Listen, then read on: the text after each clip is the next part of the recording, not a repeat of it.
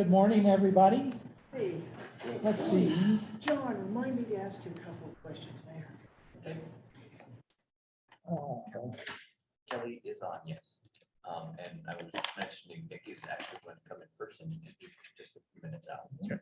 I've just promoted Kelly to panelist, so That makes me feel she better. will be able to present. Because you didn't have an agenda. I It's like, think it's mostly Nick, yeah, this Yeah. and half my So- stuff. probably wait for him to get started.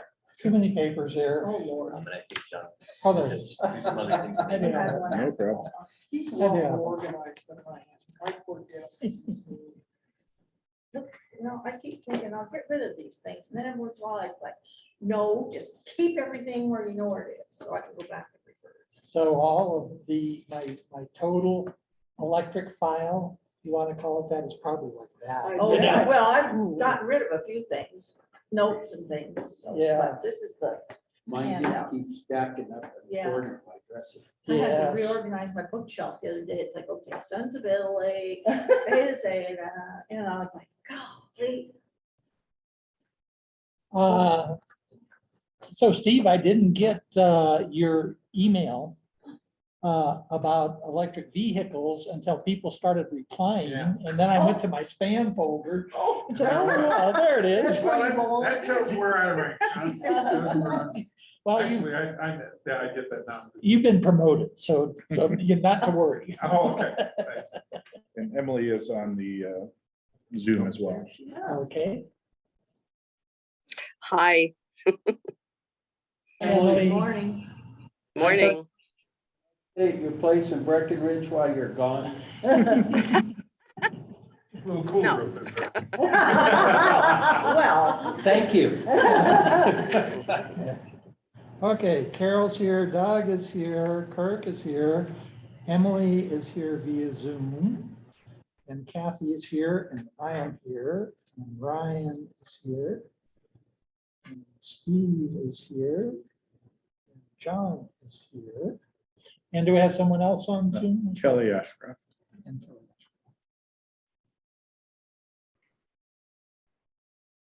Hi, Kelly. How are you doing? Morning, this everyone. I'm doing great. Good morning, everyone. Hope you are doing the same. We think so. Good. So we've got a couple of things and we're waiting for a presenter. Is that correct? Correct, Nick is on his way. And so that's fine. That's not a problem. We'll just go ahead and start looking at the solar bills that Kathy provided us. And so you've looked at your bills. What do you think are the important parts of the bills? Oh, it's funny, the one I get in the mail actually shows more than, I printed these off of it. Both of them just sort of. What I think is interesting is that the ones you get in the mail are much more explicit as far as showing how to read it from the solar perspective. And I don't keep the written copies, I just go online and get them. Yeah. So when I print these off, it gives me the basics, but it doesn't show me if I was dumber than I already am and didn't understand how the solar worked. It doesn't give that explanation on just the bill part. I'm sure if I delved into the website further, it would give me that information. And So I think that's kind of interesting, but I picked these two just to show you the difference from going from a winter bill of practically no dollars with solar to the fact you can see where I'm starting to use quite a bit of AC and the cost goes up some. But Probably double that amount. yeah, this next coming bill will probably be double this, but And when did you get your solar? when did I get solar? I got solar probably, 22, I probably got it, I think in 17. 17, so you had solar. in We've had August it of for 20. quite a while, yes. Yeah, So, okay. but I will tell you, the thing is, if you have to have a roof replaced, Mhm. they charge, it's $15,000 for your installer to take the panels back down and put them back on. And that was covered, but that was about the only thing my insurance covered. But that's interesting to know because that's a fee you don't expect or think about when you have it installed. So Yeah, that's, Maintenance is a big thing. maintenance can be. a So big they thing. were replaced, is that right? No, the panels were perfect. They made it through the mess of 18 without any problem whatsoever. Uh-huh. But the roof didn't, so, Oh, so they had to take them so off they when have they to do take the the roof. panels off in order to Gotcha. redo the. So it would behoove you, if you do have to have your roof replaced for some reason, to coordinate if you. Yeah, are you basically, Anticipating getting solar. yeah, the Yeah. roofer and the solar Yeah. company work together to get it done. But then again, you're about a month without solar because again, Yeah. they take it off and then you wait to get the roof Well, but done. I'm just saying, if you have any idea you're going to get solar, Yes. coordinate. the Make sure your job. insurance Yeah. company is aware of that, so Yeah. that could be included, yeah. Yeah. Absolutely. They probably do. Now, there's so many people that do have rooftop solar. Right. So Kathy, can you get, or do you have insurance that could cover that cost of having those taken Mine- down and reinstalled? Mine did. It is, My homeowners did. okay, good. So, and it's one of those is that unfortunately the rent, because it was so, the solar was so new, it wasn't depreciated. The trouble is the roof was depreciated. So that's where we frankly paid for the whole roof, but the panels coming off and coming back on were covered. So, Okay. and I don't know if the panels had been damaged, what that would have entailed. So, but it put up with one heck of a, that Yeah, micro. micro burst that we had out Yeah. of Dawson. Oh, They yeah. came through with flying colors. Good. So, I realize that a metal roof is considerably more expensive, but it also lasts a lot longer and it avoids that removal and replacement. Absolutely. We put in, believe it or not, we put in a steel roof. Yeah. And it looks like shingles. It looks Yeah. really, it looks like tile. It looks really nice. So, but it should for $60,000. Yeah. So, yeah, so What's the difference in the reflection for heat purposes? light colored is the best to Off- have. But I mean, off of does that affect the panels at all? Composition roof versus like metal roof? I don't think so. No? Not that I'm aware of. Don't forget that there would be no reflection off of the roof to the panels. No. So Right. So it wouldn't it overheat wouldn't the be, it would, panels. yeah, it wouldn't overheat. Kathy, I just want to clarify, so what you said is these bills that you pull off of our site, which is a PDF version of the mailed copy, Mhm. they're different than what you get in the mail? Well, yeah, because in the mail, it sits there and like on forgive me if I'm stupid, but it seems like the last couple I've gotten it shows you how to read it and this and that, and this doesn't go into So it. is that an insert though, like a separate piece? It's a separate piece. Okay, that you may actually have, just for your education, you may have, because the PDF version is there, any inserts are also included. So Okay, maybe separately, maybe a Maybe I separate just didn't- file and you didn't see it. that's, and and that's that's why I what I'm wanted to saying is I'm clarify sure it if was it was- probably there and I just, that's when my technology brain sort of, I'm retired. No, but So, thank you. I was yeah. curious. I was like, if you're in a different experience, we certainly want to. No, and I think it was just that I didn't delve into it deep enough Got to it. find it. I mean, that's why we retire. Yeah, That's why. yeah, I kept telling Huh? myself, yep, that technology is beyond me and now I'm still trying to work with it. My brother, I told you, works for PG&E, and he still does all his drawings by hand. Wow, And he told the company, he's 78, he told the company, if I have to go to CAD.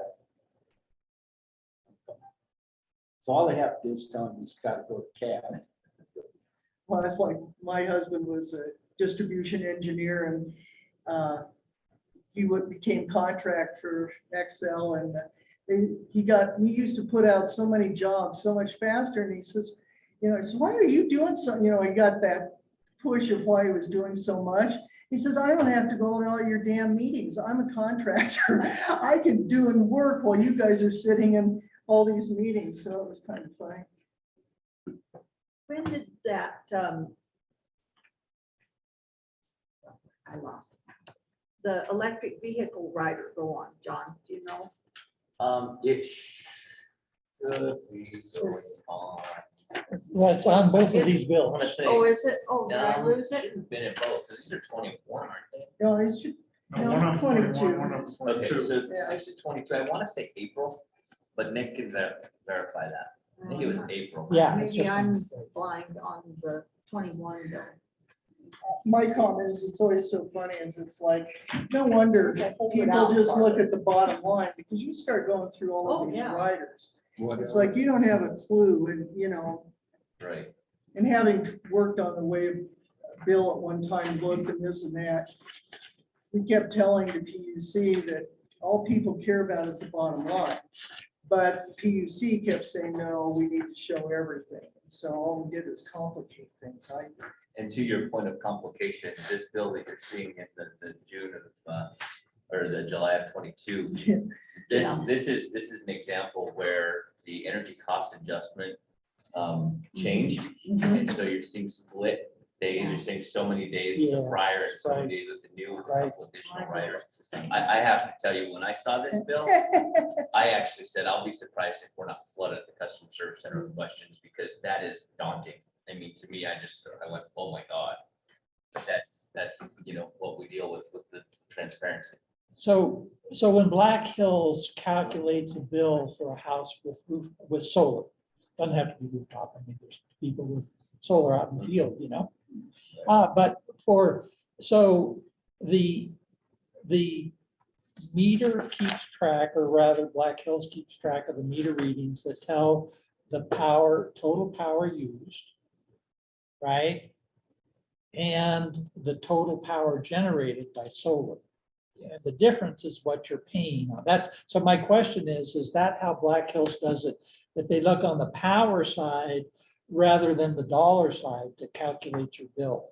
It is based on kilowatt hours. So yeah. Generation and usage. All the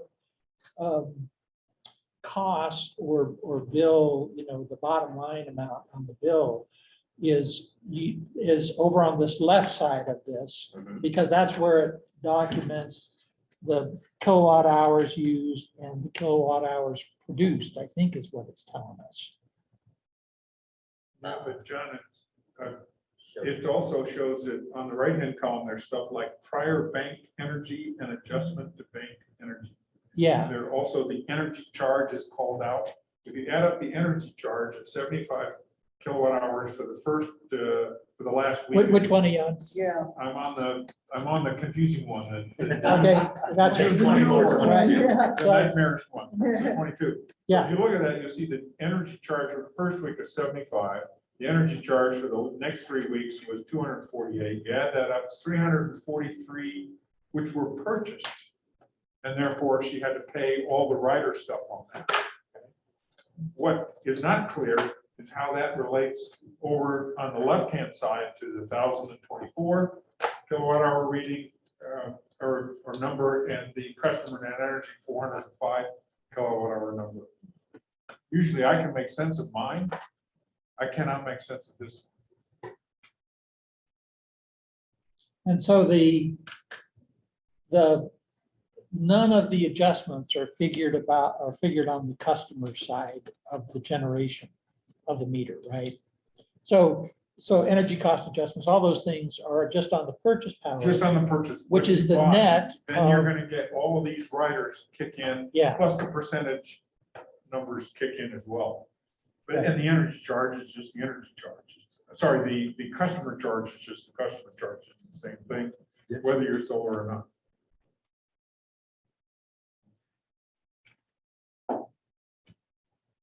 But I have to admit, two things, John, about the electric vehicle rider.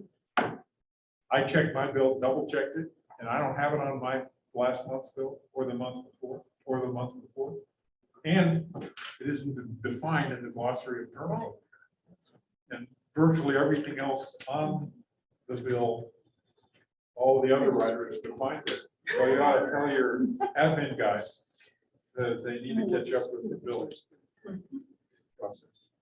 So do we all pay an EV rider Yeah. charge, whether we have Well, an it's EV or not not? on that Same thing 21 with bill. everything else on here, the low So income I can funding, see- the renewable energy standard, How's it everybody. listed? Even the Electric vehicle rider.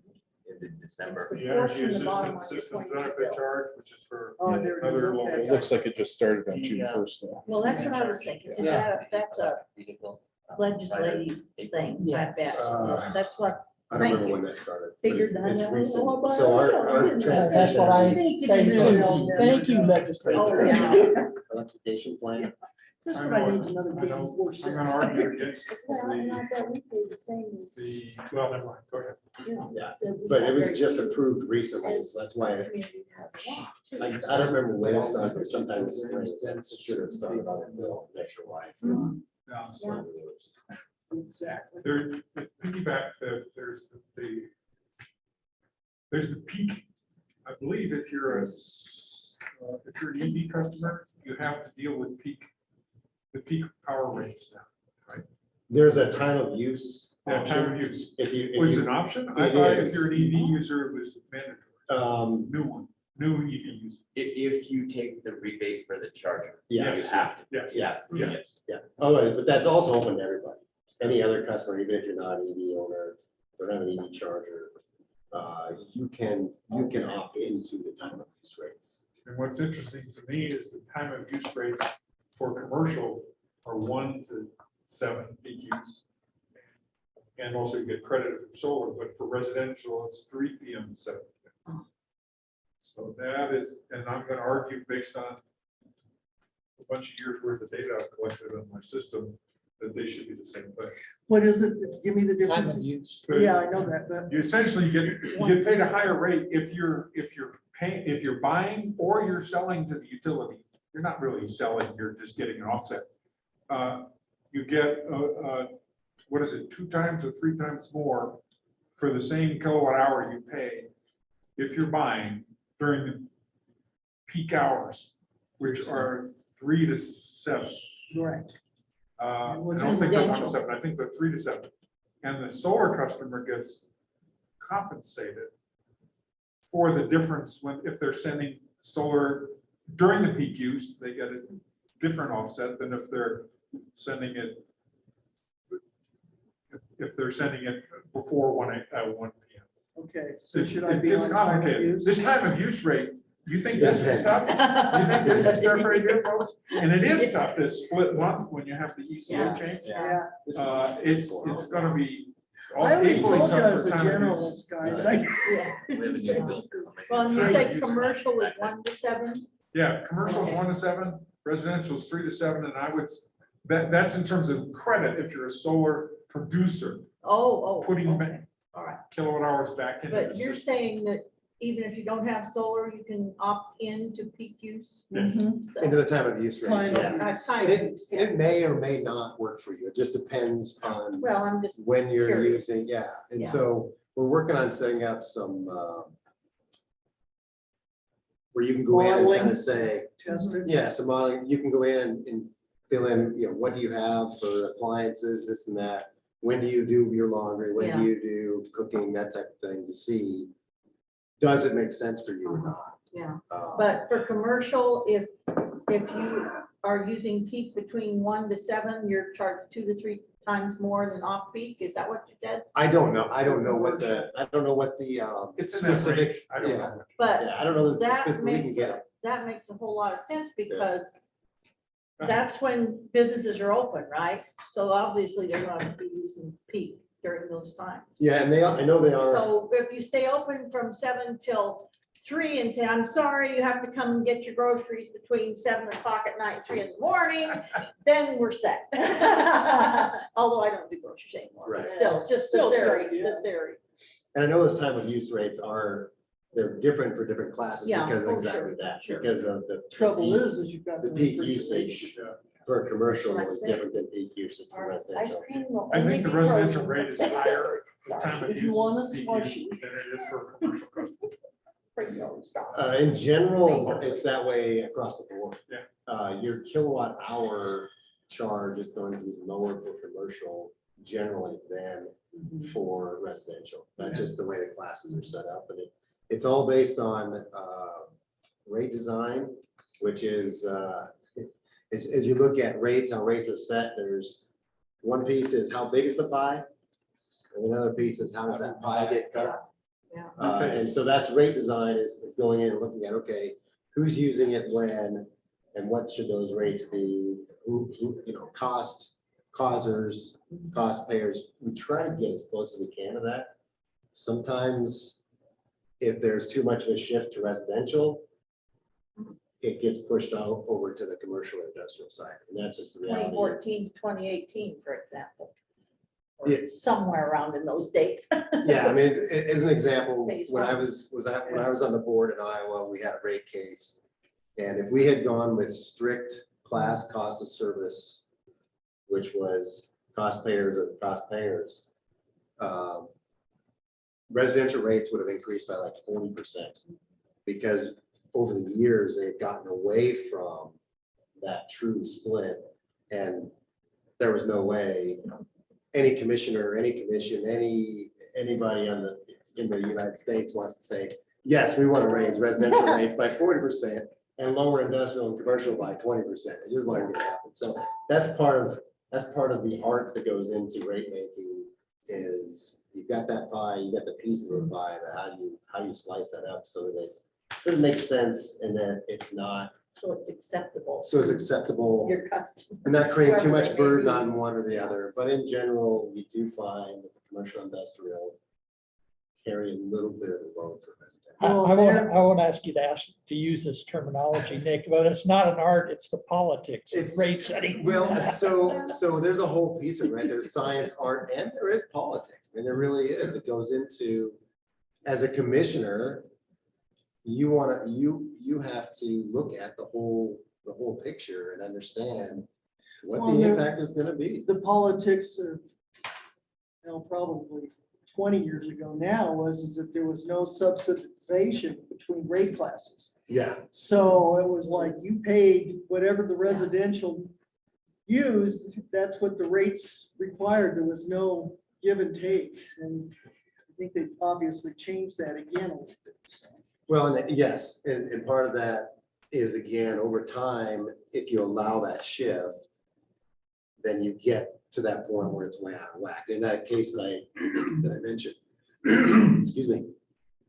What we did is we went through and said, okay, let's do this over a period of time. Let's get back to a true class cost of service. And so in your next rate case, we're gonna get a little bit closer. So I think, I don't remember the details, but it was like 70%. We were gonna do 70% of that. In the next rate case, would go to 80 or 85. And the next one, we could get there. So that do that shift over time, and it's less. of an impact. More than boiling water. Everybody sorry. The cross frog in the out the boiling account. water Yeah, theory. Well, and not so much that, just Well, again, making yeah, sure everything's sure, balanced sure. across the board, because you don't want to get those shifts so that you have one class that's really paying for another class. And it kind of gets that way too with the solar or distributed generation. We want to make sure that if you've got solar or if you don't, you're not compensating for one or the other inappropriately or in the wrong direction. So that's how you have to look at that piece of it as well. So it's a science, it's an art, and there's politics for it. They go into the whole rate making thing. So Absolutely. So looking at the August 21 bill. Okay, what it shows is that there was 1372 kilowatts used. I'm looking at the left side, and 275 produced for a difference, the net of 1097, which is what you have on the other side of the page in terms of charges, the 500 plus 597. There was a break at the 500. You get above that, you pay a different rate. But that 500 plus 597 is 1097. Then if you look at the June bill this year, you see 1024 used, you see 405 produced. That's a net of 619. But on the billing side, you're being charged for 75 and 248, or a total of 323. And so there's some missing kilowatts there, right? Looks like she Shut has up, banked Joe. energy. Was that the banked energy? That's probably the banked energy, I would What's the assume. banked energy is- 227? But banked energy is zero on both of those split, so I don't know. Yeah, but see, I'll bet what they're doing is they're applying it on the energy side, Oh, not the probably, cost yeah, side. yeah. So That makes sense. 323 plus the bank energy of 227 equals 550. So that's still a little bit short. Why would that be short?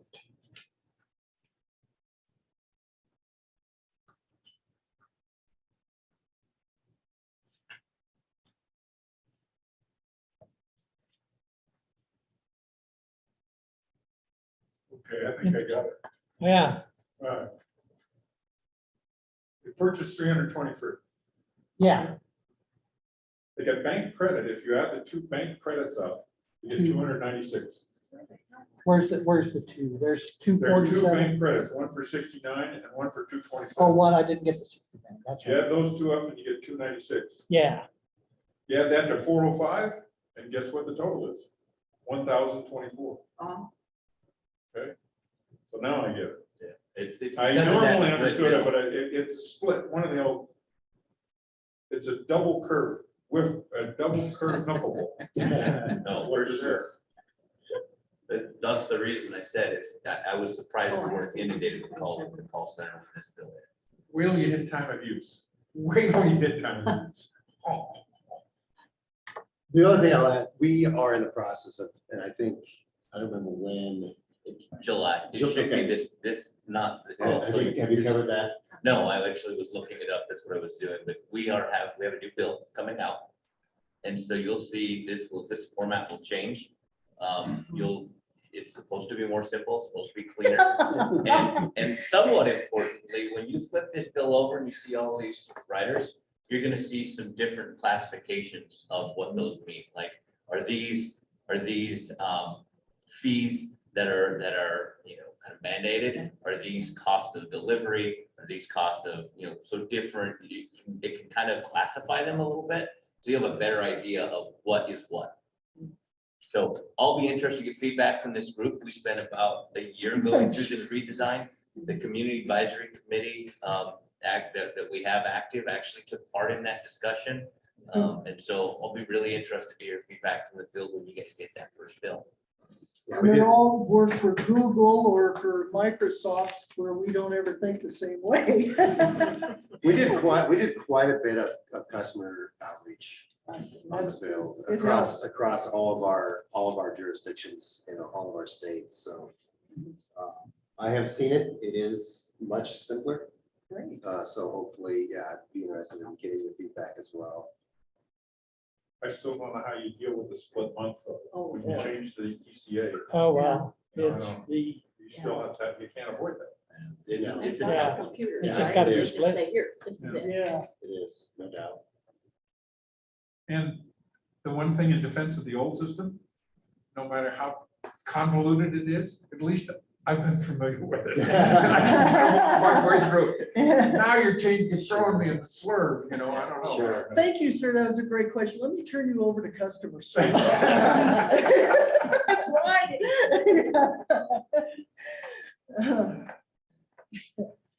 so that's pretty interesting. The bill's very interesting. Thank you for bringing those Sure. in. You want these back? No. Kathy? And it, I and can shred them in my house. That's fine. No, they are interesting. And so are you guys making money on your investment, Kathy? I don't worry about it. It was one of those to where, in the position I was in, and it was the thing to do, plus also knowing Black Hills, it was also the thing to do. So we did it. And the thing is it just helps with the cash flow of a retired person. Right. So that's kind of the way we sort of looked at it. We paid for it up front. We didn't lease it or anything that Right. way. So no financing costs. or I'm never anything gonna like pay for it in my lifetime. Now, the next owners of the house might, but it's still, it was the right thing for us to do. that. Uh-huh. So John, to answer your question, I will bring in next month my bills, not just my bills, but an economic analysis I did of day one Uh-huh. to today. Oh, good, Yeah. yeah. Okay, cost of ownership, return, all the reinvestments, I'm sorry, all the reimbursements I've gotten from Black Hills during that time, Uh-huh. and whether it makes economic sense or not.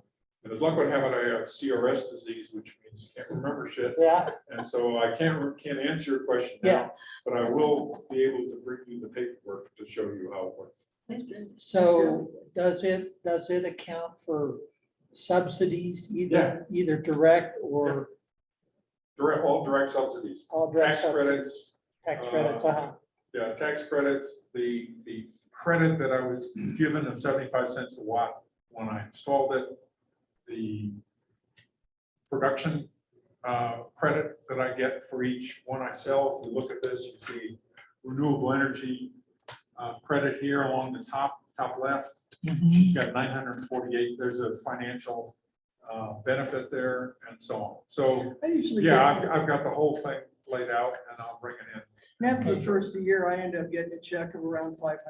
So I mean, that ain't nothing to sneeze at either, Yeah. so. Yeah. But I did not go into the, Why do my you get, calculator just doesn't work like that. so- why do you get a check for $500? Because I've sold more than, well, good question. Tell me how I get that. But it's, I think it's instead of leasing it or whatever, I paid it up front. So everything I'm giving back to them instead of getting a monthly credit. So, well, I don't know. I'm not positive why that works. So I've forgotten. In my case, I believe that it's paid for through all, and this was installed in 2012. And so if I understand it correctly, the incentives available to you in 2012 are not available today. Is that right? Not the There are same some amount. incentives, but they're not the same. Prior to when I installed mine, they were even much bigger. It's Yeah, $4.75 or 25 cents to KW in the first year of their program. They got it's based on avalanche the cost with of the applications panels and stuff, so they cost of pulled it back forward. installation, and it's come down over the years. Uh-huh. And so I think they What's use come down? the price of the reimbursement? installation Oh, itself the price, and the yeah. panels and everything Yes. that way. And so Uh-huh. it was a certain percentage that Oh. the rebate was based on to help Yes. cover the cost of the installation. Well, so it's a percentage, so that, I'm- you know, that comes out in the wash essentially. If it costs you less to put it in, you get less back. Or Right, exactly. right, but what I was trying to focus on is if there were differences in the rate of rebate, you know, not necessarily a percentage based on cost, but they lowered the percentage that you get based on cost. And I think if I'm not mistaken, I think it's also based, they have a certain goal they have to meet with the PUC. And if they're exceeding that goal, then the rebates will go down because they've already got what they need and so forth. But I don't think it's adjusted very often, is it? The rebates? Every 3 years, it's Every part of 3 our years. res plans. That's part of the clean energy res plan that we file.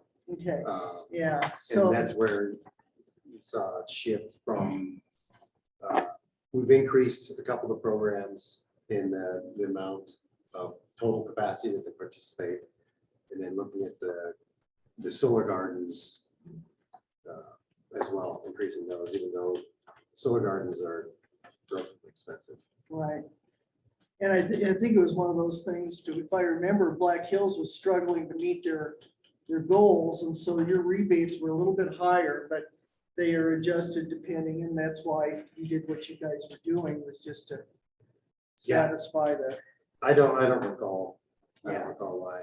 Well, one thing you did was change from a full, you know, like 425, 450, 475 per kilowatt installed, or per watt installed, to a production, to a much smaller installation credit plus the production credit. And I think that was really smart, because supposing you've got big trees here, big trees here, yeah, and you don't cut them down, and you're not producing as much for the same installation. exactly, The customer not producing as much for the same size installation should not get as much credit. exactly. So, And that, they you know, look it at was a the- good, it was a very good adjustment that was worked out through SMPs. Yeah, if you put the solar panels in the basement, they don't. Yeah, produce but, and much. that was a good point, because they'll come out, the installer knows how to do the rebates, and they will take and I can't remember the right term, but like the angle to the south, Yes, perfect right. south and all this and so forth. Sure. And so the rebate is deducted or increased depending on that. Are solar panels generally that are installed in the US today fixed and not moving? Is that right? That there's, that the companies have looked at, the electric companies, and said, hey, it's not worth the maintenance or the power that you use to have the panels track the sun essentially. Oh, good point. I don't know. I would say primarily is fixed, and for a couple of reasons. One, it takes a really large project to make that work. For example, if you drive out the Denver airport, those are Track the sun. tiltable because it's a large installation.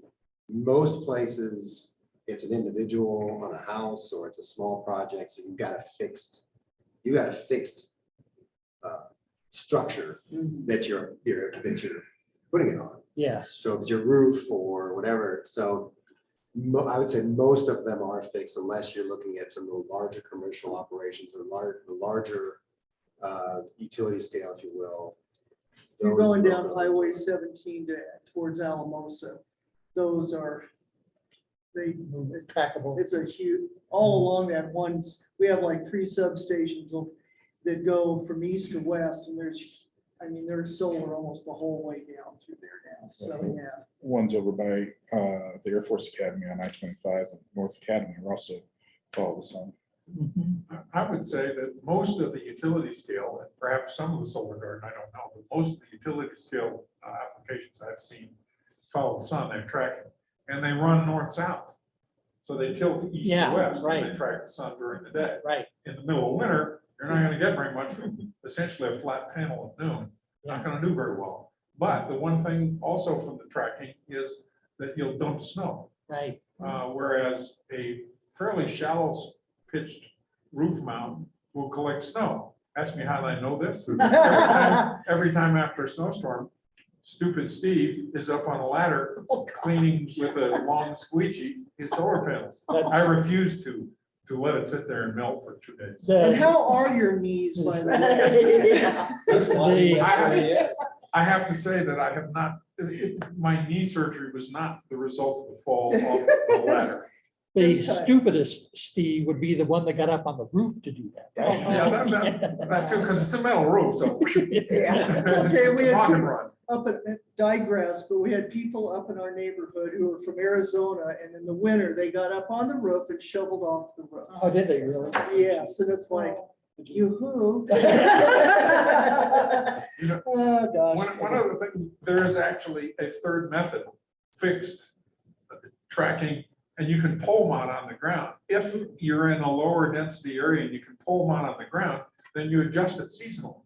If you have it Oh, wow. at 70 degrees in the winter, it doesn't hold snow. And then you can put it really flat in the summer and it'll maximize. So that's actually for a residential application, the best way to go. It also avoids the roof problems and it's a lower cost installation because of that. So pole mounted is great, but that's limited to low density applications typically. Low density, you mean the housing Rural, density? rural, yeah. Yes. Yeah, and if you have lots of trees around, it doesn't work as well as if you put it on the roof, so that is an option for people. I have one different.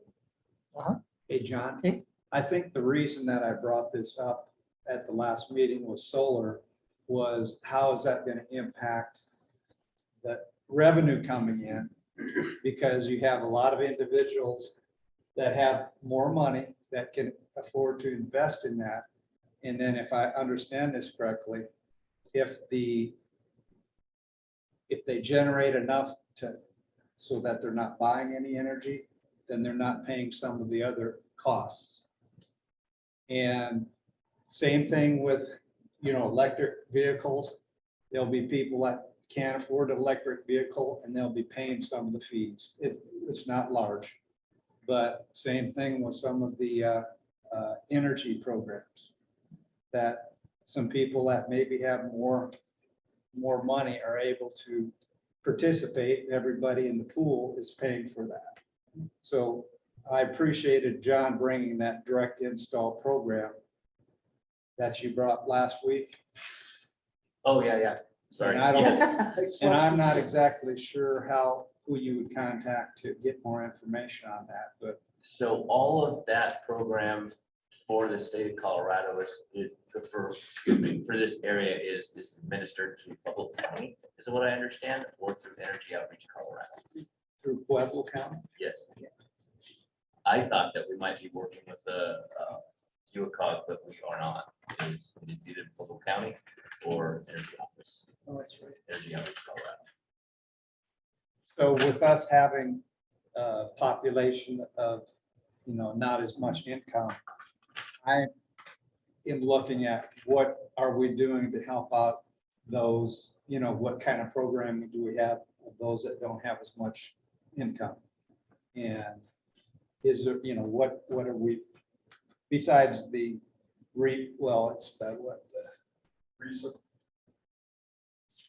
it's the low income program. Low income program Yeah. funding fee. Is it LEAP or? Well, that's not Yeah. right. Well, I guess. Well, Just of looking at that end of it, because we've been looking right now with the solar individuals that do have the means, and that is going to impact some of the finances that come in just because of the investment they've made. But I can see where if it gets to be a really large investment, it's going to impact Black Hills too. I mean, you have your fixed costs, and if you're not having as many customers that you can spread that fixed cost over, it really puts the burden on the rest of the So Well, that, population. and I'll say a couple points to that. In respect to, are we accounting for it? Yes. We look at in all of our modeling, in the clean energy plan, looking forward at what we're gonna need for resources. We model how much rooftop and those types of things are coming onto the system. So we're looking at it from that point. We are also concerned about the subsidization and what happens to low income. And that's why even when you have a solar system in your house, you pay a fixed charge because that then covers all those things that exist, whether or not you have solar. And for every customer, that fixed charge is less than what it actually is. Because that's another one of those issues when you say customers should pay a higher fixed charge, the consumer advocates come in and say, no, that's more than low income should have to pay. And that's where you get some of that subsidization from those who were putting in DG to those who are not. And so that's a concern for us. And then as far as low income programs, that's what the community solar, those programs are for low income or for those who may be in an apartment or somewhere that can't. They have no control over whether they can put solar panels on their roof or not. So we are looking at those programs and how do we enable participation for those lower income. And then you're correct, for us, it's Black Hills Energy Assistance Program. That's the portion of your bill that everybody pays that goes to help the income qualified pay their bills and some of those things. In the last few years, Black Hills itself has put a significant amount of money in that program on the electric side to assist. And that's shareholder dollars. so That Nick, was this is- because you got your butt kicked at the PUC for withholding some money that should have been refunded. That was part of the deal. No, Yes, it no, was. Yes, it was. it was wrapped up in that, settlement, Yes, but it was. that was not specifically why we did it. And we have subsequently put another, we've done it this year as well, so. So Nick, this is not happening in a vacuum. These Right. questions and issues that Kirk are bringing up. And the question I have is, isn't it because these are not unique issues to Black Hills? These are being faced by every electric utility really across the US. Is there any place that somebody's not putting in solar or something like that, And so given that these are not company-specific questions, aren't these questions really better addressed by the PUC or legislatures in directing PUC through legislation to some resolution or, discussion, of these types of issues? Because when the discussion is solely within Black Hills, then the public really doesn't get to participate so directly in those kinds of things. And so that's my question is, shouldn't the PUC be addressing some of these issues? And is there, where is our system not working correctly enough that's happened? Yeah, you're seeing specifically with the net metering and the solar, that is a nationwide conversation. Sure. You're seeing a shift from the net metering side of it. A lot of states are going into what they call an all in or all out, or so you're going to pay 100% of what you use, but you're going to get paid 100% of what you generated, and they're separate. So it's not this, you don't end up with what you got here where you're going to offset it, you're going to carry over. So there's a number of different states across the country that are looking at that. Is that legislative or? It's in some places it's legislative, some places it's the commissions. But you're absolutely right. Black Hills is not the only one dealing with this. Yeah. It is a nationwide thing. And to give you some idea, when I started at the board in Iowa, it would have been almost 10 years ago. They called it the utility death spiral, right? There were so many people that were going to flock to DG that it was going to drive the cost for the remaining customers to the point where they would have to go to DG too. They'd have to go put solar panels on, and that would just further exacerbate everything. And it was going to just destroy utilities. We haven't seen that. Yeah. And there's a couple reasons for it. One is, just like we've talked about, you've got income qualified or those who can't afford it. You've got those who just simply don't want to manage their energy. They just want to come home, flip the switch, lights come on. And then you've got those who just don't have the ability to do it. They're in an apartment or whatever. They don't have the land. And utilities are relatively flexible. They've been around for a long time. And I think we'll be around for a lot longer because, again, people don't want to manage that on their own. There's a reason we moved from a very distributed system over 100 years ago to a centralized system. Now there's some shift, but I think that shift is not going to go all the way back, Right. Because of some of these issues, because of what I just mentioned. So it's happening, but it's not happening at a pace that utilities can't deal with it. And ultimately, at the end of the day, it gets to where utilities, and I think we talked about this a little bit last time, utilities know where this stuff will work best on their system and looking at how to do that. So I mean, it's kind of a combination of all those things. So, John, I got something for you, the EASBC that's on here. That was a mandated program that is actually much larger than the low income fee. It's the one right below the low income fee. You'll see it's $1.43. And 44 cents in that month in the June of 22 bill. And that's another low income program that was passed a couple of years ago, and I believe that was state legislature. It was legislated It was legislature. a year ago and implemented this year. Yeah. So I mean, that there have been some steps taken there, and that one's a significant one. The other thing is that I was surprised in talking with John, I don't know, earlier this year, when I asked, it's not much solar on this system here behind the meter. And he said, oh, it's much bigger. To what is it, 2 megawatts? He said, no, it's more like 16 or 20, 15 or 20.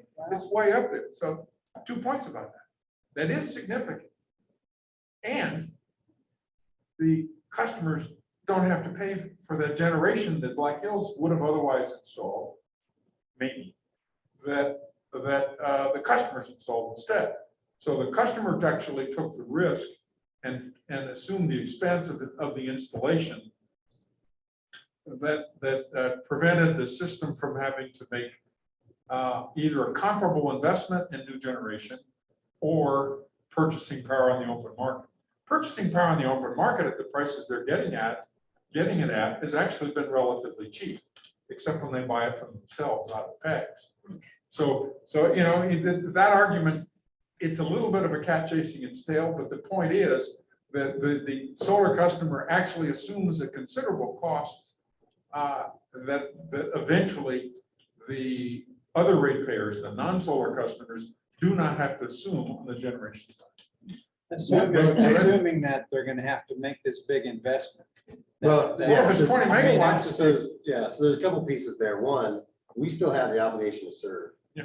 That entire, if the entire city, if our entire system went to solar, we still have to have the generation and the system and the infrastructure to serve every single kilowatt hour, every single kilowatt on that system. So it doesn't 100% offset any generation we have to have or account for.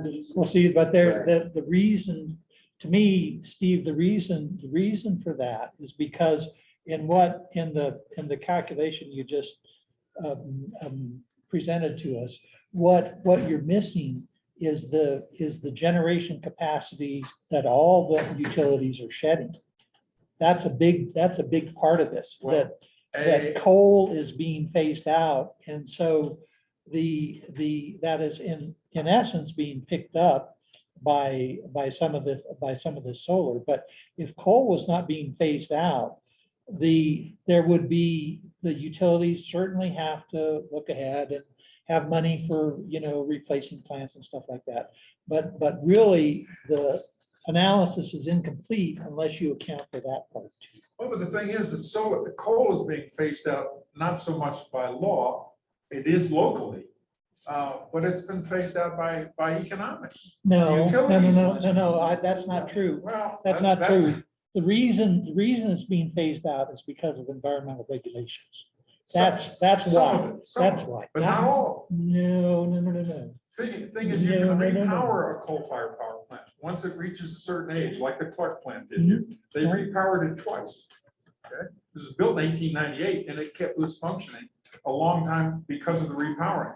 But when you look at the cost of operating an older coal-fired power plant and perhaps repowering it, you get to a decision where you say, what's the best economic path? And the answer is not to repower.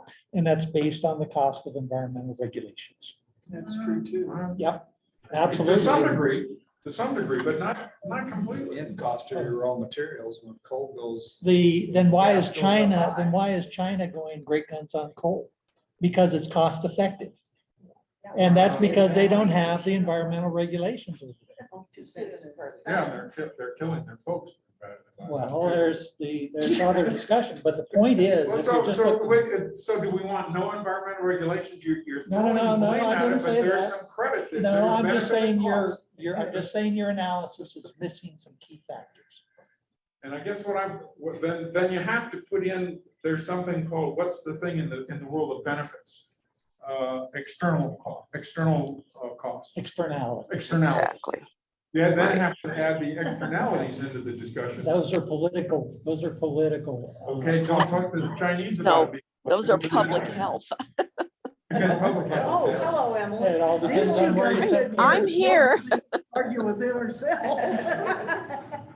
Since we're talking coal, where would a coal train be going? We went to Los Animas yesterday, and there was a huge coal train going east. Huge, probably a 100-car train. Full, Coming out of nothing. Wyoming. There's still about 40% of 40 to 50% of the nation is still coal. And in fact, if you go look at MISO, which is the Midwest ISO,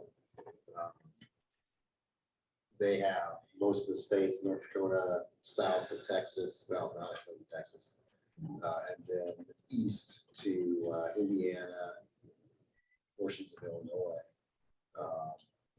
They operate the system for that region of the country. It's a better part of 60 to 70% coal on these hot August days. If you think about the Midwest, Iowa, Illinois, when it's 90 degrees, 90% humidity, yeah, there's a lot of load there. And so they get into the 120, 110, 120 gigawatt load, and there'll be a large portion of that that's coal and natural gas. So it's probably heading somewhere east. Probably Indiana's still got a lot of coal. Iowa's got some coal. So North Kirk- Dakota, most of North Dakota's my mouth, but The two most plentiful sources, coal and natural gas. Yes. Okay, let's not talk about, where's the generation coming from? The generation is coming from natural gas at about 37%. Coal's at about 23% for the power actually generated. Nuclear's at about 19. All renewables together just beat coal a couple of months ago by about 23% as well. So that's where the power comes from. That's not the generation capacity. That's where it actually comes from, because there is more generation capacity than there is power then there is power coming from certain sectors. Yeah. Did So, you guys find yourself, do you peak both winter and summer like Excel does? no, we're still on the electric side, still summer peaking. But we're starting to see it rise. And actually, the biggest problem that we're seeing across the country and for all systems is the shoulder months, shoulder season. Because that's generally when downtimes were planned Yeah, for maintenance. for That's what's maintenance so and some of hard. that. So, but we're starting to see that. Curious. Yeah. No, we're still summer peaking, but It's getting close. it's getting close. Yeah. Move farther out. Which creates Yeah. bigger obstacles. Yeah. So When you're trying to plan for that. did you get your question answered? Sort of. Sort of not. Sure, it's.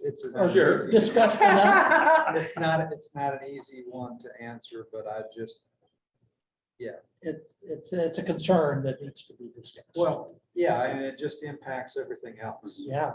And that's why, and that's exactly why we are very concerned with, when you go down through this list, how much of that has been dictated to us.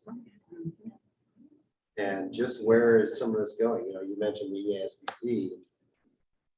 That's 50 cents now. It's going up to 75 cents next year, and then it goes up to $1. And that's on every single bill in this state. And it goes to the Energy Outreach Colorado. Just Black Hills alone, and we're a small utility in the state. We will be sending them probably about $1.4 million this year. So it goes to outreach. Yeah, Energy Outreach Colorado.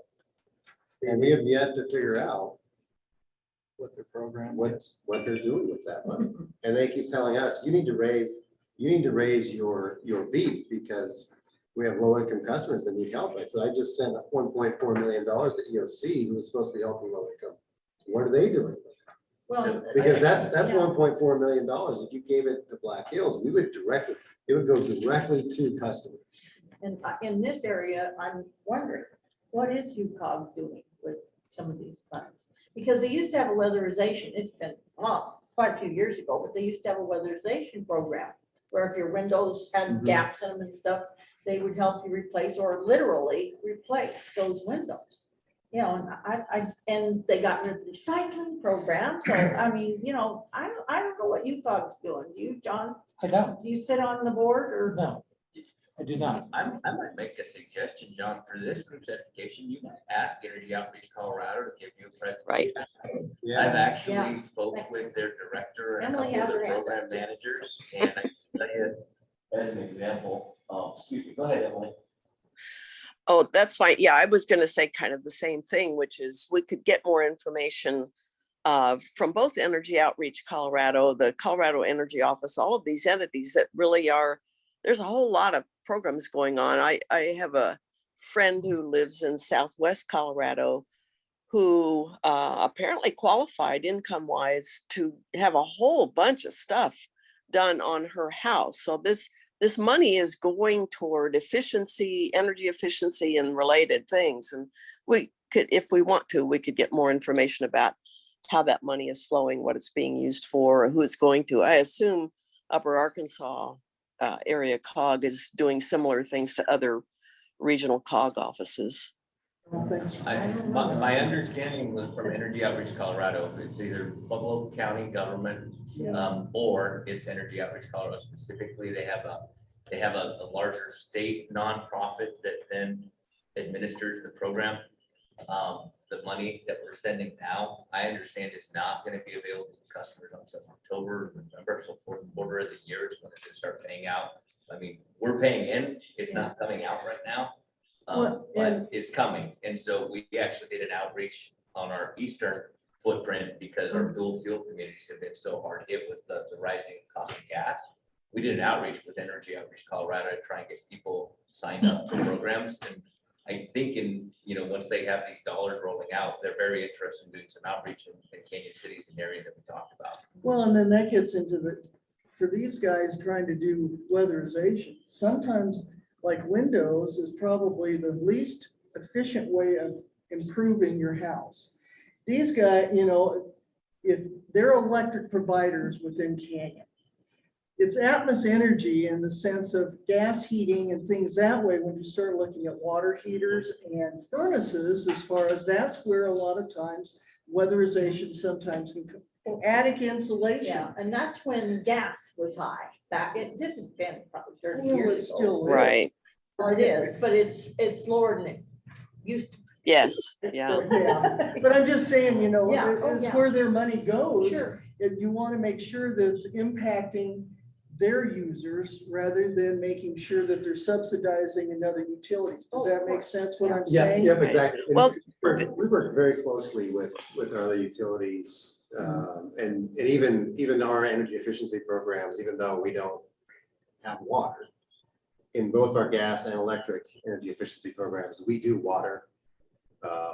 We install water, aerators, in shower heads, low flow shower heads, things like that, as part of our programs for the electric and the gas. And I know Atmos does the same thing. We work very closely with Atmos in the areas and Excel in the areas where we overlap.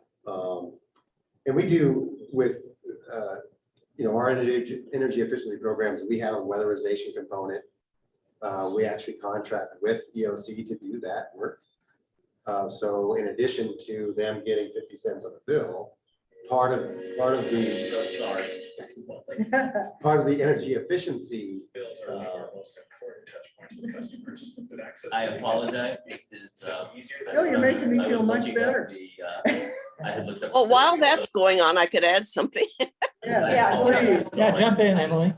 Something that we could find out more about, and my understanding that I think I didn't mention a minute ago, is that some of these programs for the lower income folks where they're doing efficiency improvements, whether it's windows or whatever, I think they're also electrifying. I think they are literally now, at least in some parts of the state, taking out gas stoves and putting in electric stoves as part of these programs that are going on. And we could find out more about that. And, if the electrification of houses is already going on through some of these assistance programs, we probably need to know that.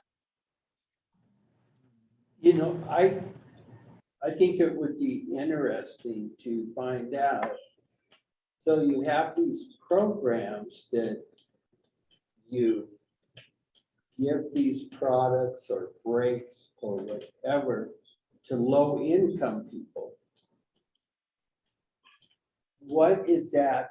How much of that is actually going to that first administration of these programs? In other words, wages to higher ups. Well, you could say that about anything in the public sector, I guess. Well, So, regardless, we're talking energy here. Right. But I don't know. Well, we're talking low income and Low income, that changes yes. how you can look at things, I think. a little bit. I will say that when I look at the Energy Outreach Colorado and I look at their webpage, that they're annually required to report to the legislature, and you can see their budget is fairly well defined. So I would really encourage you to reach out to them. I think they're going to be a Right. tremendous Yeah. for you. to Yeah. And I agree. same thing with our energy efficiency and demand side management programs. When we go to the PUC and get approval for that program, there's a set amount that is approved for the administration of that program. That administration includes us managing it, hiring our contractors. A lot of our energy efficiency is done by third-party groups. So hiring them and managing those contracts and all that stuff. So, Sure. but that's we can get you that information too. With Yeah. respect to our energy efficiency Yeah, programs. I'd Emily, like- did you want to jump back in again? I'm good for now, thanks. But Okay. I will say while I'm thinking about it,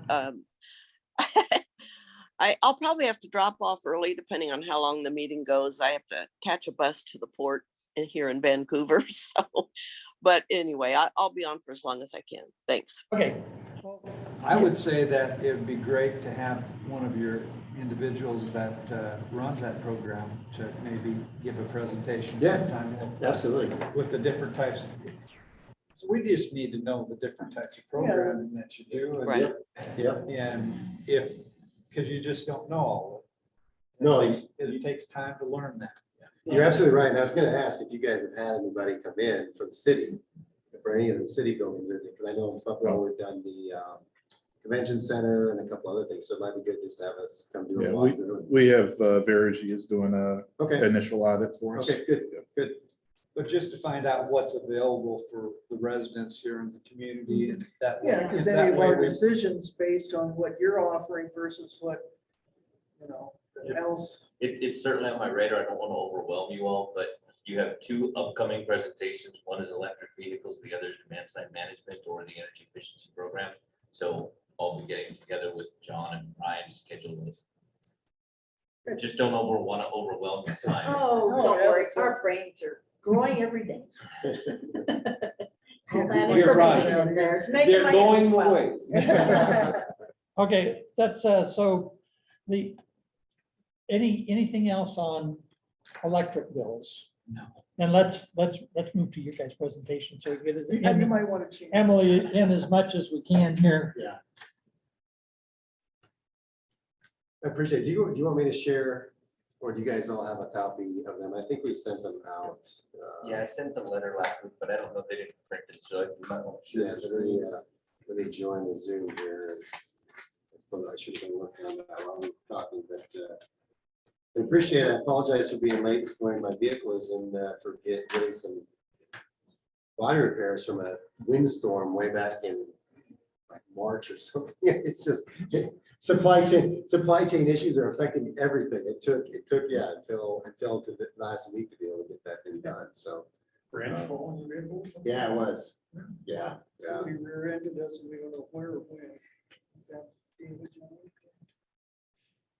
Yeah, it was kind of funny. The doorbell rings and the Amazon delivery person was saying there's this huge branch just fell on your tree. I'm like, well, I'm glad it didn't fall on you. And it's the vehicle that can be repaired. So yeah, it took a while. Maybe we'll mix logging on. Kelly, do you have anything that you want to start with?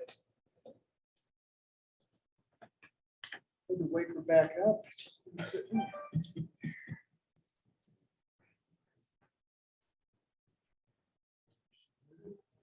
She's muted.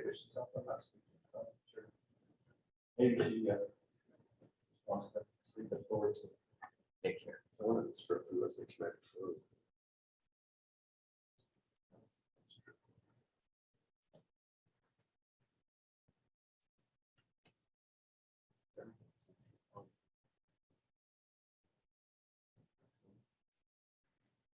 There's some Zoom magic you need to do, Ryan. I'm just waiting for Nick to join and then I will add him as panelist. Oh, okay.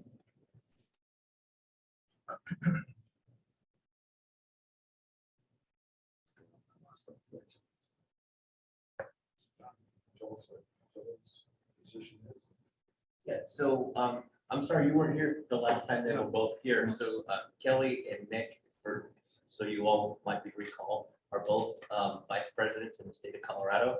Kelly's runs operations, so she's responsible for both electric and gas for the entire state of Colorado. And Nick is regulatory, so he is responsible for all the regulatory work and financial analysis that are completed. Both. So you're in Denver? I am. And Kelly is in.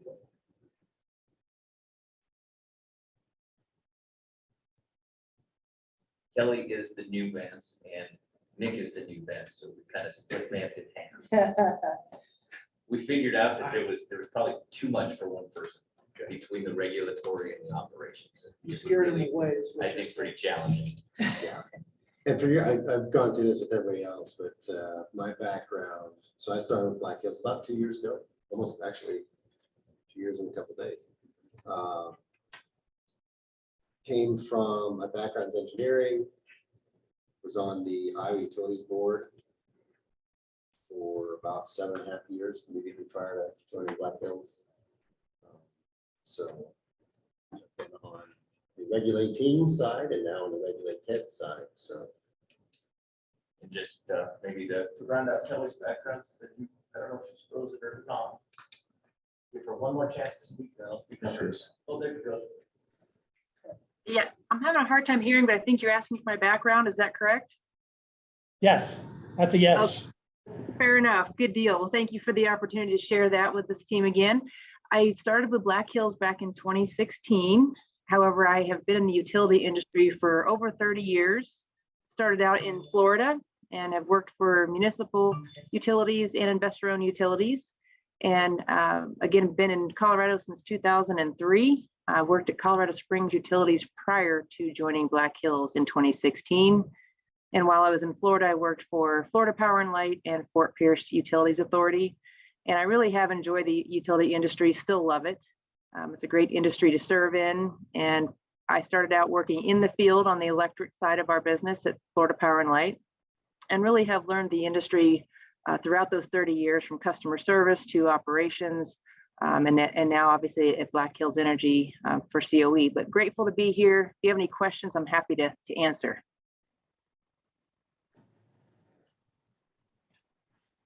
Doesn't look like any right now, Kelly. Thank you, though.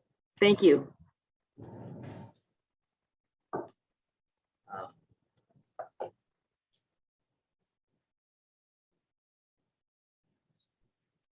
Sorry, it was redundant for people.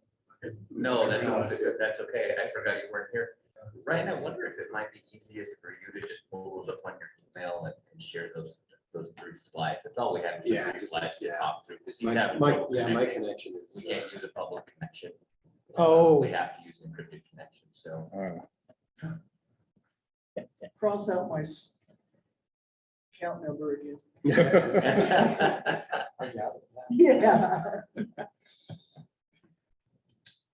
Yeah, they keep our system Yeah, locked down, exactly. as you would hope, right? Feel free to pay my bill.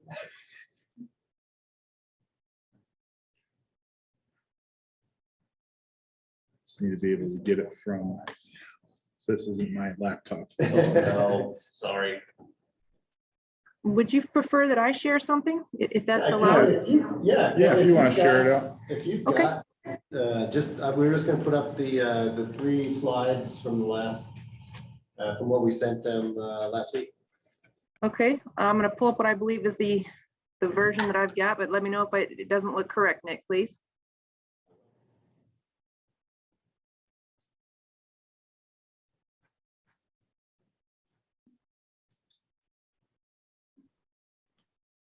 All right. Looks like the one I've got. That is it. That's it.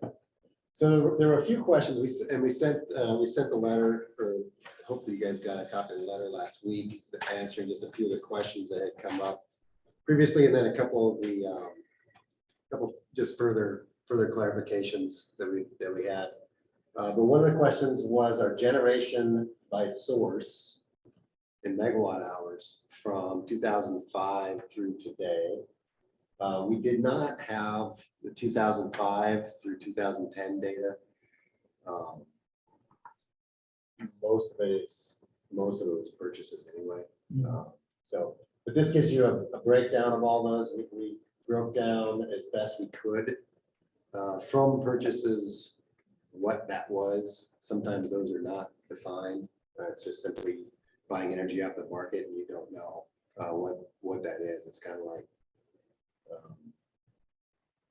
don't know what the analogy would be. If you go to the grocery store and bought apples, they're not gonna tell you, in some places, maybe they don't tell you where those apples came from, but you know you bought apples. So kind of the deal there. So as you can see, Maybe I'll come up here and help you out here. yeah, high amount of coal Yeah, is the, This is the total. oh, that's the right? total, yeah. Total energy. Total is black.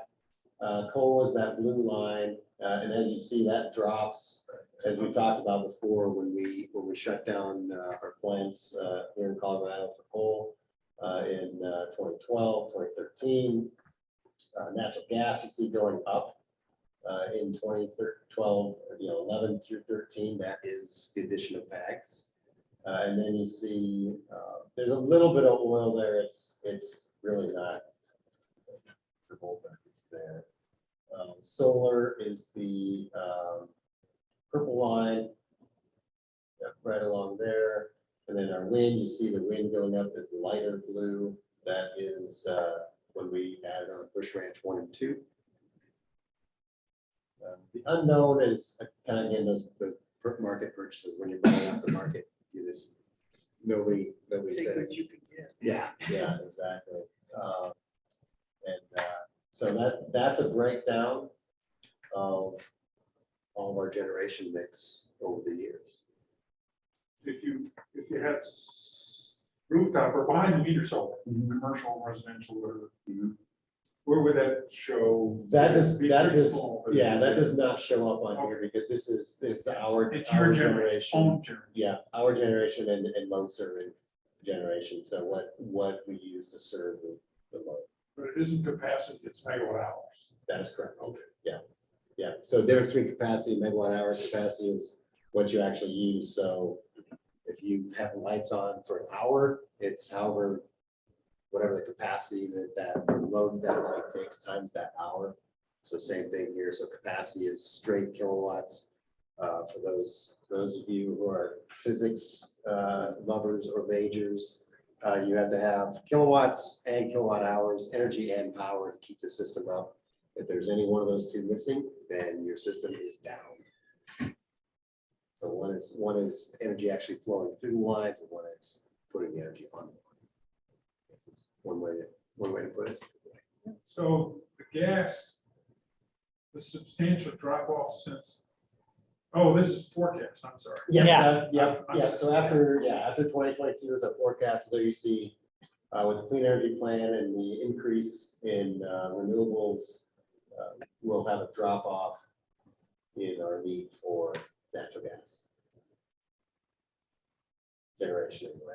And Steve, just for your knowledge, that's what they saw. I think the meeting you missed was we presented the clean energy plan. So Pueblo's Energy Committee and City Council will be seeing that same plan in August. When I get you those dates if you're interested. Yeah, sorry, I missed the last one. Didn't know what it was. No worries.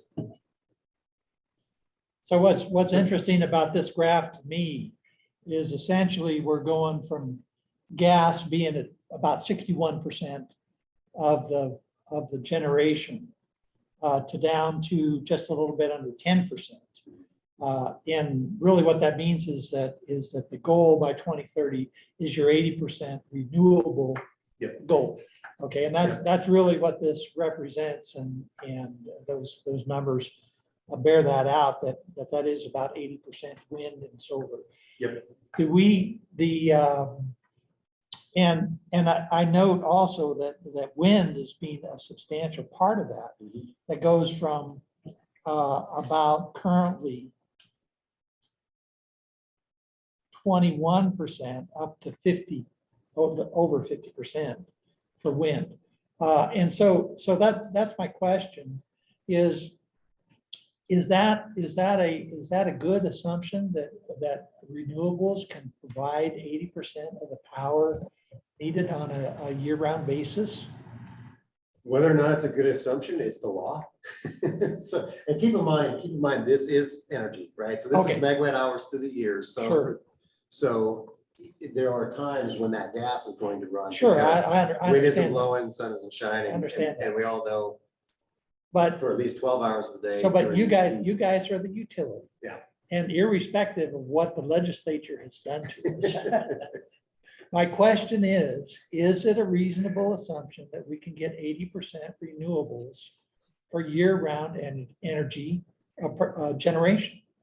We have modeled it Mhm. and believe that we can get there. It does require that you still have a pretty significant amount of gas generation to generate during those peak Standby, periods. On Yeah, standby, yeah. essentially. Yeah, and especially fast ramping. yeah, We're seeing across the country now, fast ramping is becoming critical.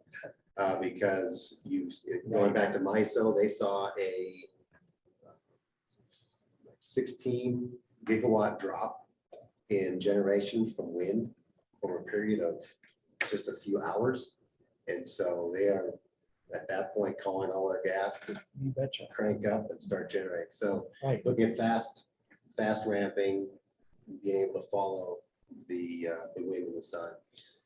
The sun is a little bit easier to predict because we know when it comes up, we know when it sets. The wind is less so, but the projections are getting much better with what wind will show up and what wind won't. So in terms of fast ramping, if you're looking at your gas generation asset, does that cause higher maintenance or quicker or a lower, I'm not sure what's the correct term, life of use of the facility? Does that, so going up and down, does that affect the generation very much? Not on the gas plants. Not on the gas. Most of the gas plants that have been built in the last 10, 15 years have been designed for exactly that, fast ramping. And certainly they're getting even more, the newer plants are even more so tuned to being able to do that, but it does not impact the life of plant or reliability in any meaningful. So if the gas came online 2012, then 15, say, let's use the 15-year number, that's 2027. We're looking at another investment in gas production at that time? I think what he said was the plants that have been built within the last 15 Yeah. years. Not that they have. Oh, not that they have a Yeah, no, 15-year life, yeah, right, sorry, yeah. misunderstood. Yeah. Sorry. Yeah, no, gas plants still have, I mean, they've got 50, 60-year lives. 50, 60 years. And that's kind of the realm of engineering to 2x safety factor. They'll go longer than that with maintenance and updates and things of So, that nature. but fast ramping does not appreciably lower that number. No. Okay. Now, coal does not ramp. Right, nuclear doesn't ramp. Nuke doesn't ramp at all, which is why you hear a lot of the small mod nuclear. If you can build them in smaller tranches, then you can turn one on. Yeah, Turn that's two right. on, turn three on, turn one off. But yeah, nuke doesn't ramp at all. Right. It's either on or off. I think this really does just speak to the value of the plant that we saw. Yeah. I mean, it really, because we're gonna have to do this, that's what the clean energy plan shows you.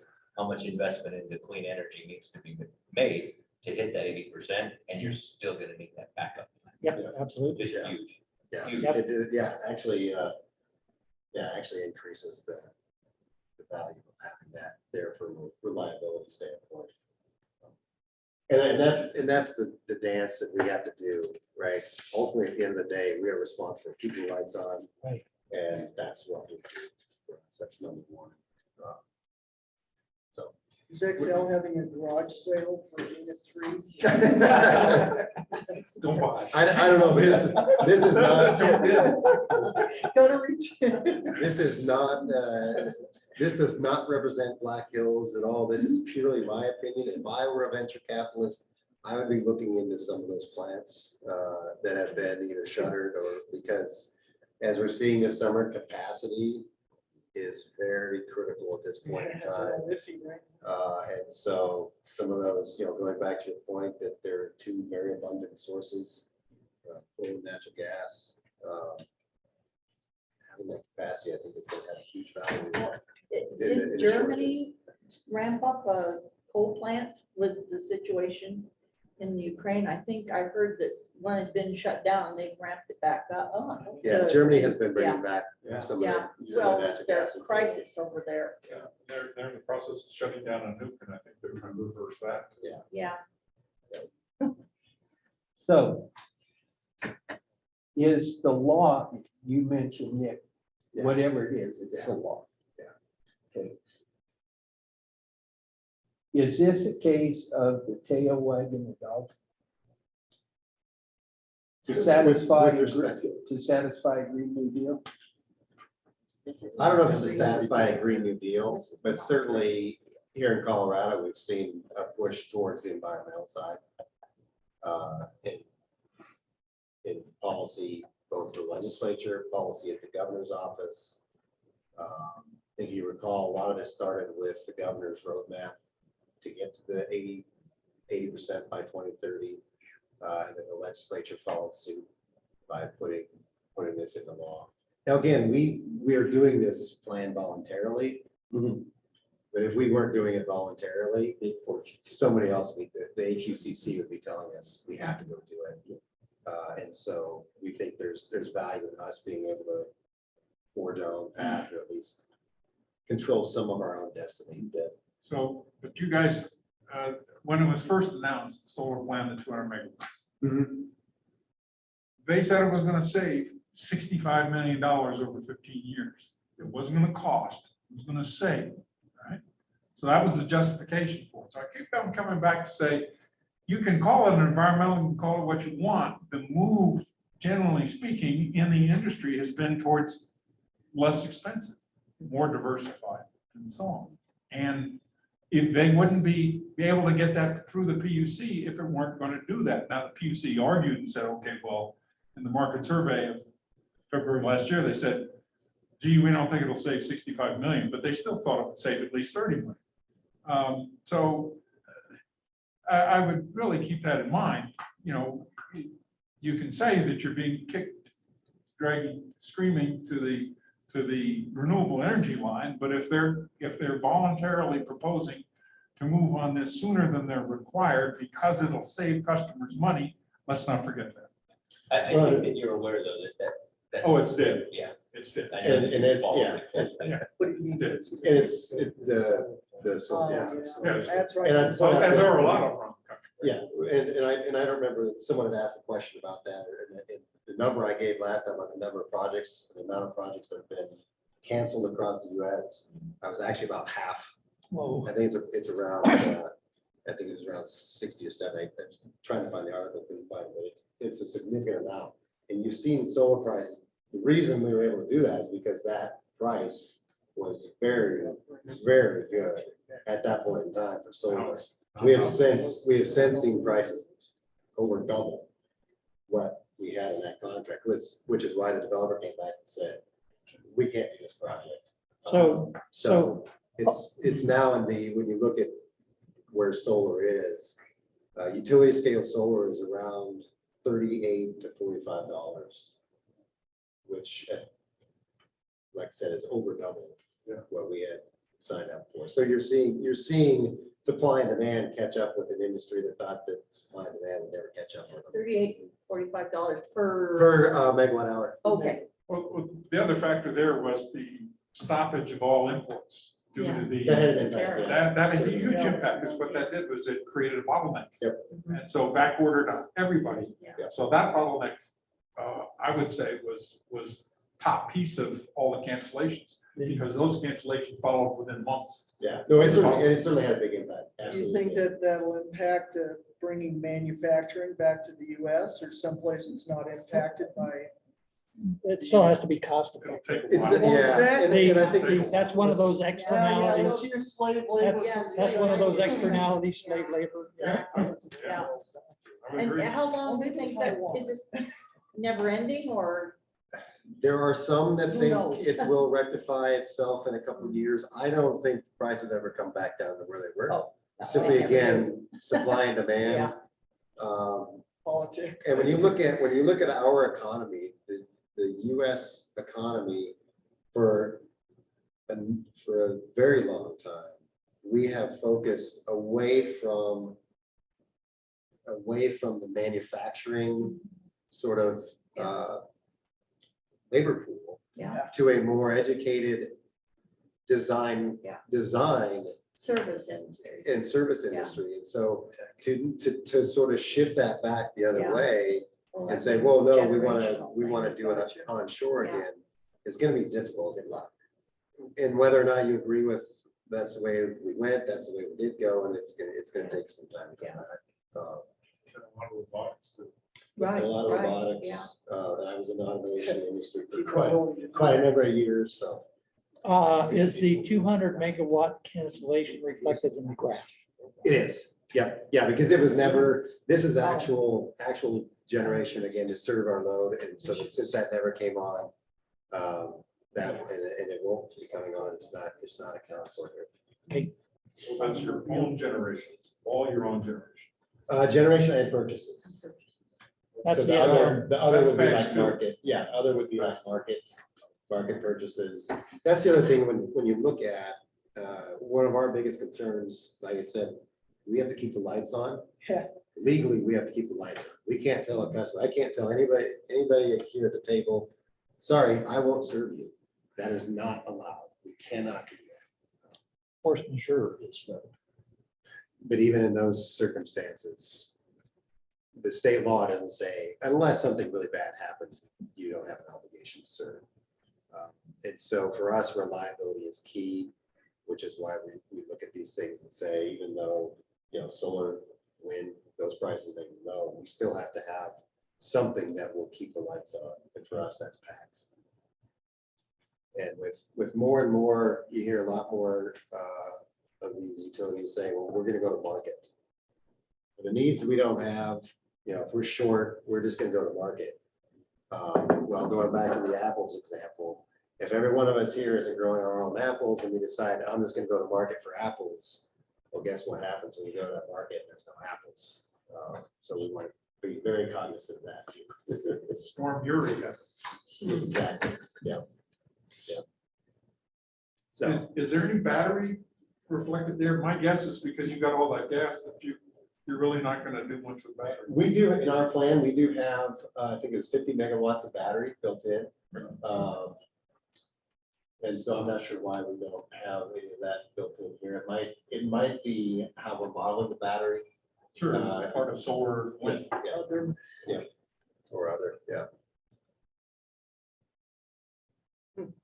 Would that be Colorado or just system-wide? That's Colorado. So our clean energy plan is for Colorado. So. Any other questions on the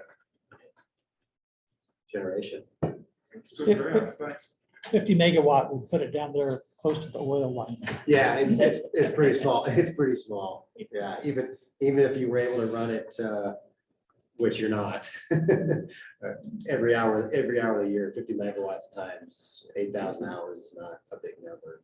And battery is really only good for small tranches of time, 3-4 hours at a time. So. I hope by the time you're investing in batteries, that it's a lot longer than that. So we Extended, yeah. So we want to do, and we hope it's a lot cheaper too. Lithium-ion batteries, for the utility scale. Yeah, we hope it's a lot longer and we hope it's a lot cheaper too. And particularly because you look at, some of the systems, it's not a shift of 3 to 4 hours. You need a shift of 3 to 4 months.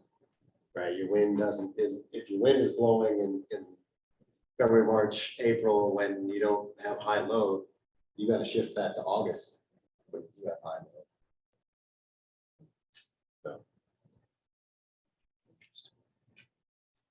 All right, so next slide is our emissions.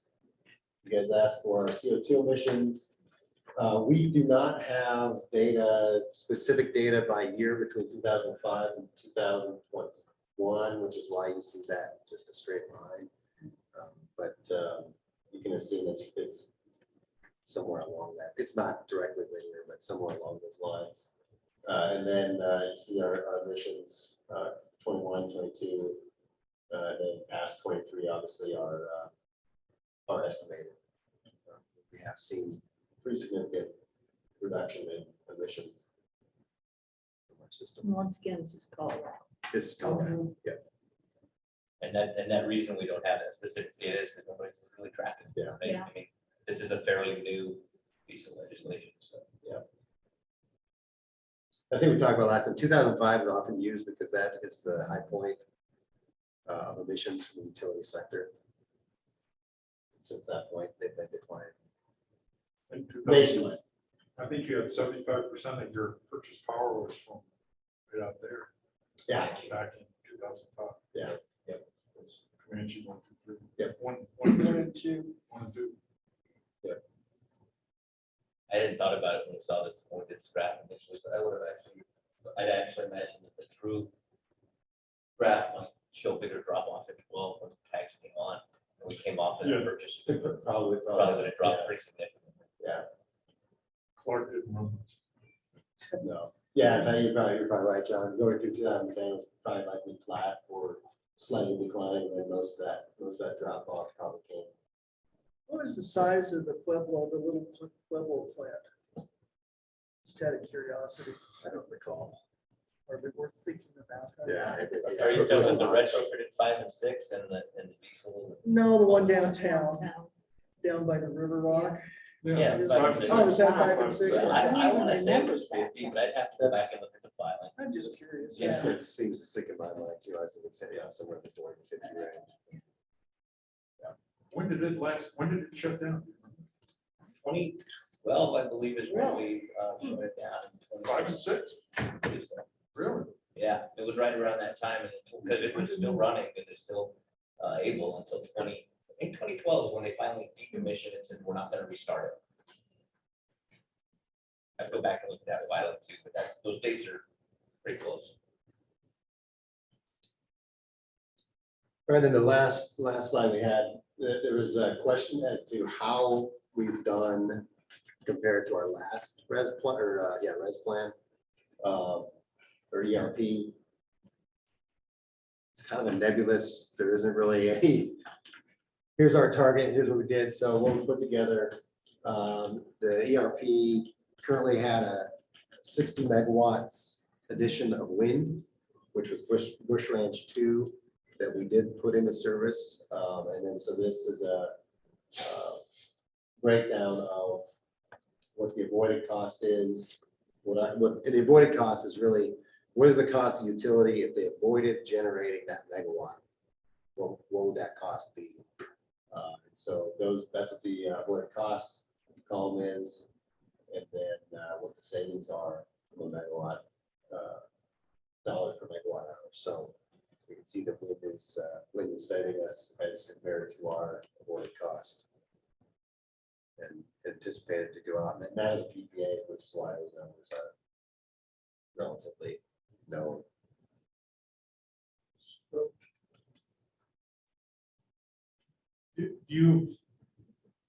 I'm thinking of PAX 2, your purchase power plant, that's what I call PAX 2. Is that reflected in that avoided cost column? Yeah.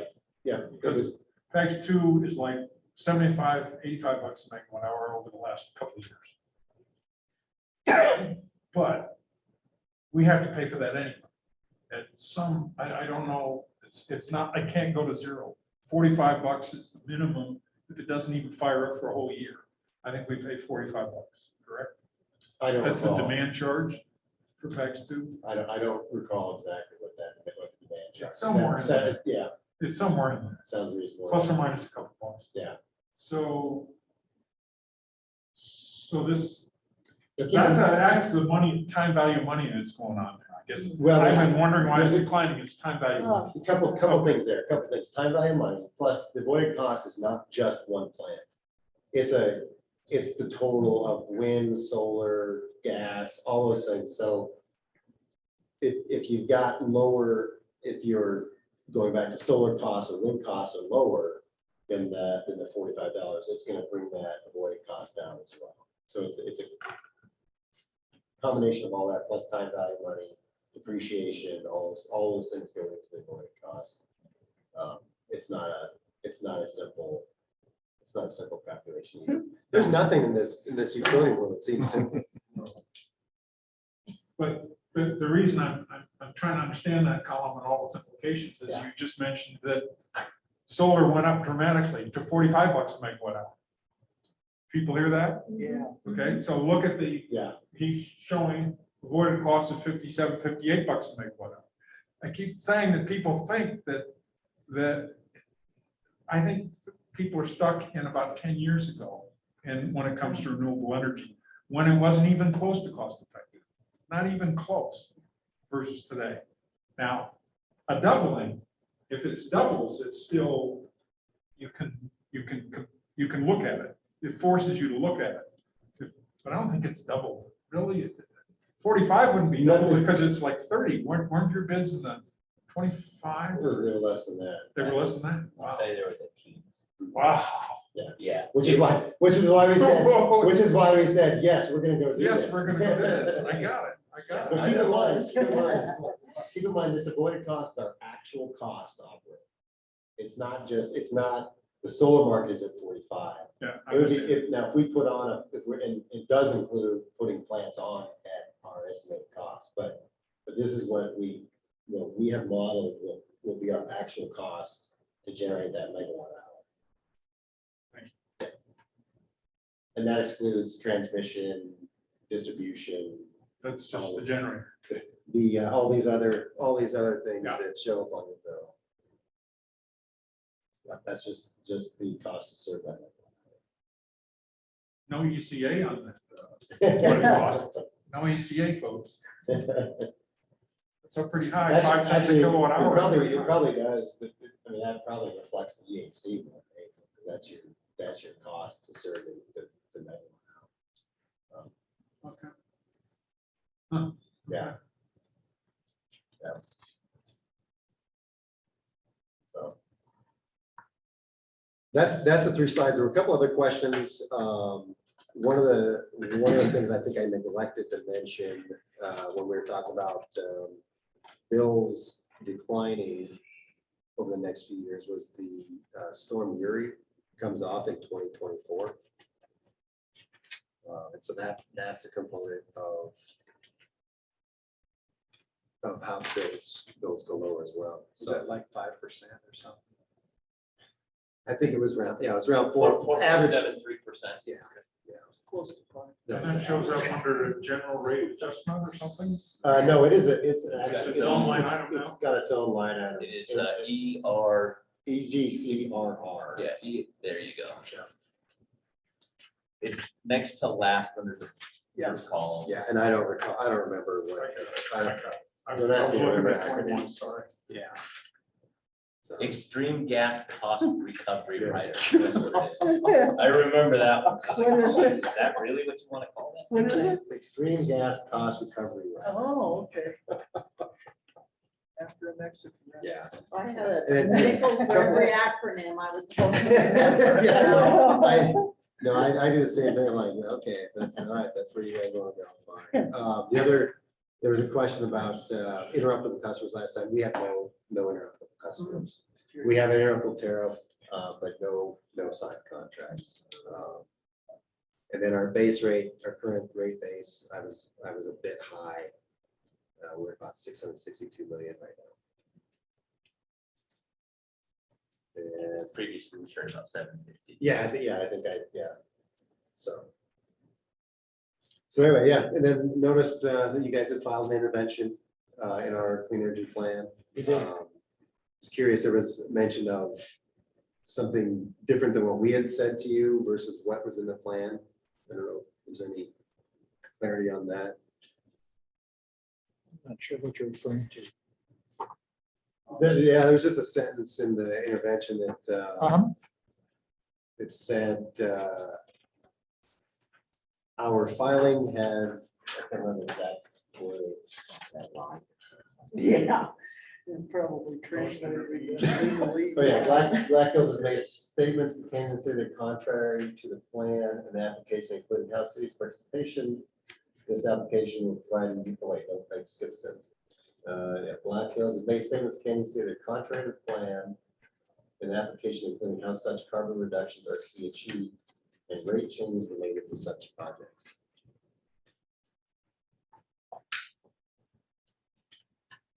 I think that's a question for our attorneys. I imagine. Sure, you wanna get a lawyer up? Can we- They take a simple Wow. sentence and turn it into this. They were given a set of bullet points, and Oh, gotcha. I imagine they put a little bit of legalese into Okay. some of that. All right, because I just wanted to make sure that we hadn't misrepresented something or that, and if we had, we wanted to make sure that we got it corrected. It's not our intent. We know nothing. Yeah, so, but I think, you know, that does represent a good opportunity for you to talk about. I know you're concerned about the costs. We are too, especially coming up in 2030. We have that big cliff. So I think that's a good opportunity. And if there's any ways that we can help out with that or have conversations on how that can be helpful to us, how your innovation can be helpful to us, we're certainly willing to have those conversations. It's like those costs are a concern. We can say it till we're blue in the face, but there are those who what the costs are. That's just they just say, hey, you have to do it. The externality costs are higher than what customers get pay out of pocket. At the end of the day, that is one of our big concerns. Is ultimately this comes out of our customers' pocket. Same with electrification and some of those programs. So we're concerned about that. And So- as you know, we are both, you know, our electric territory has a very high proportion of income qualified and low income individuals. And so something we're concerned with. Sorry, John, I cut you off. So looking at this graph again, this doesn't show an increase in essentially use. Generation matches use, right? Yes, yes. So it doesn't show an increase in use.